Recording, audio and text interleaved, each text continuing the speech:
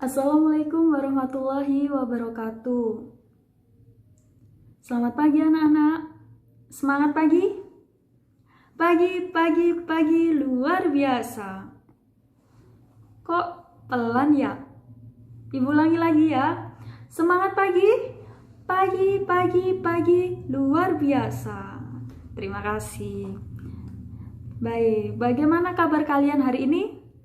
Alhamdulillah, kalau kalian semua dalam keadaan sehat walafiat. Nah, baik, sebelum kita memulai pelajaran pada pagi hari ini, hendaknya kita berdoa terlebih dahulu agar ilmu yang Ibu sampaikan nanti dapat bermanfaat bagi kalian kelak. Untuk ketua kelas, siapa? Tony?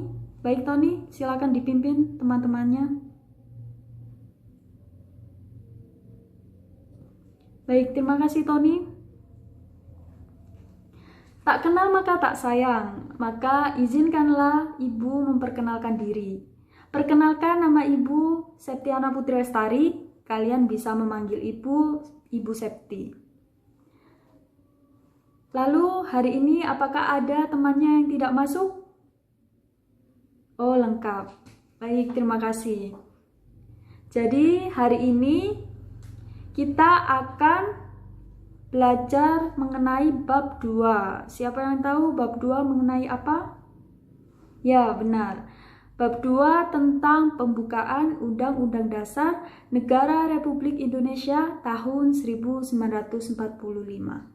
Tujuan pembelajaran kita pada hari ini diharapkan peserta didik dapat memaknai pembukaan Undang-Undang Dasar Negara Republik Indonesia tahun 1945 serta dapat memahami pokok-pokok pikiran yang terdapat dalam pembukaan Undang-Undang Dasar Negara Republik Indonesia dan dapat memiliki sikap positif terhadap pembukaan Undang-Undang Dasar Negara Republik Indonesia tahun 1945. Materi pokok yang akan kita bahas pada pagi hari ini, yang pertama, kita akan membahas tentang makna dari pembukaan Undang-Undang Dasar Negara Republik Indonesia tahun 1945. Makna pertama, di mana bahwa sesungguhnya kemerdekaan itu ialah hak segala bangsa, yang artinya semua bangsa memiliki hak kemerdekaan yang sama, karena kemerdekaan bagi segala bangsa merupakan sifat yang universal. Jika dikaitkan dengan perjuangan bangsa kita terdahulu, masih ingat kalian penjajah yang pernah menjajah kita? Siapa yang bisa menyebutkan? Penjajah dari mana saja? Jepang, Belanda, Spanyol. Baik. Ada yang bisa menyebutkan penjajahan yang sangat menyiksa? Ada yang tahu? Iya, Fitri? Baik, benar. Jadi, salah satu penjajahan dari Jepang, yaitu kerja paksa, Romusa, yang telah disebutkan oleh Fitri. Jika dikaitkan dengan penjajahan kita terdahulu, makna dari alinea pertama ini sangat bertentangan, di mana penjajah terdahulu tidak berperi kemanusiaan dan tidak berperi keadilan.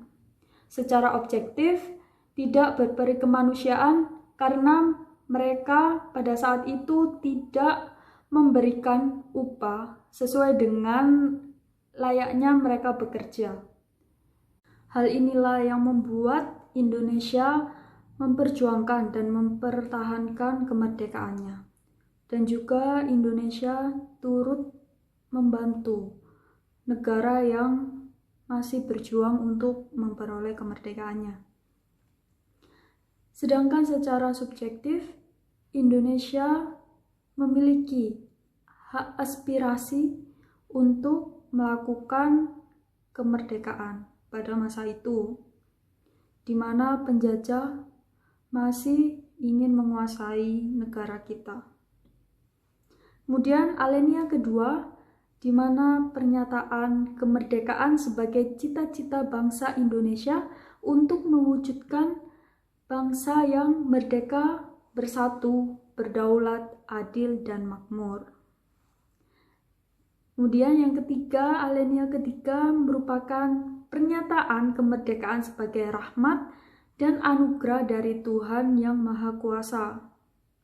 Dan alinea terakhir, alinea keempat merupakan pernyataan pemerintah negara Indonesia untuk mencapai tujuan berdasarkan asas politik kedaulatan rakyat dengan bentuk Negara Republik Indonesia dan dasar negara Pancasila. Ikat pokok-pokok pikiran dalam pembukaan Undang-Undang Dasar Negara Republik Indonesia tahun 1945.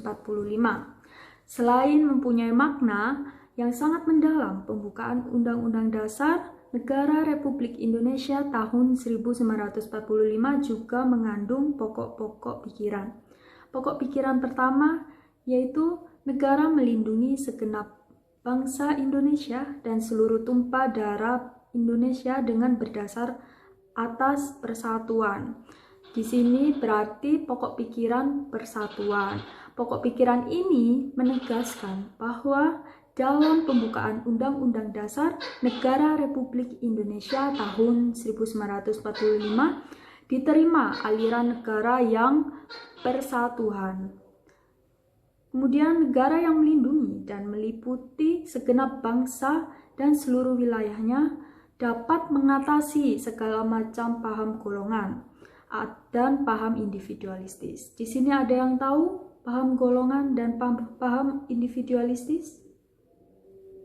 Jadi paham golongan itu seperti paham yang memiliki tujuan berbeda, sehingga adanya pokok pikiran yang terdapat dalam pembukaan Undang-Undang Dasar Negara Republik Indonesia tahun 1945 ini digunakan untuk mengantisipasi akan gerakan-gerakan yang akan memecah belah negara kita. Kemudian selanjutnya pokok pikiran kedua, di mana negara hendak mewujudkan keadilan sosial bagi seluruh rakyat Indonesia. Seyogyanya dalam pembukaan Undang-Undang Dasar Negara Republik Indonesia tahun 1945 pada alinea keempat sesuai dengan nilai Pancasila sila kelima, di mana pokok pikiran ini menempatkan sebagai tujuan atau cita-cita yang ingin ditempuh oleh negara yang menjadi sebab dan tujuan penyelenggara negara dapat menentukan jalan serta aturan yang harus dilaksanakan menurut Undang-Undang Dasar untuk mencapai tujuan demi memajukan kesejahteraan umum yang didasarkan pada kesadaran bahwa manusia mempunyai hak dan kewajiban dalam kehidupan masyarakat. Di sini ada yang mau memberikan pendapatnya bagaimana sikap hak dan kewajiban sebagai siswa. Ada yang mau? Ada yang mau berpendapat? Ya, baik. Rini. Ya, benar sekali. Jadi, kewajiban dan hak yang harus dipenuhi sebagai siswa memiliki hak untuk belajar mendapatkan ilmu. Sedangkan kewajiban yang harus dipenuhi yaitu mengerjakan tugas yang telah diberikan oleh guru.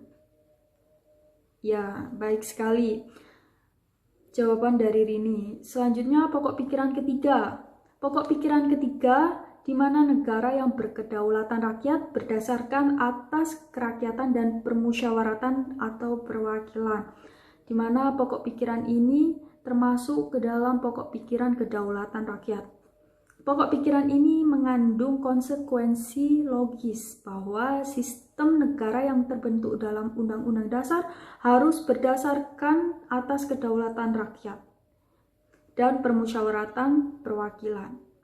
Karena masyarakat Indonesia yang selalu mengedepankan asas musyawarah, mufakat untuk menyelesaikan suatu persoalan.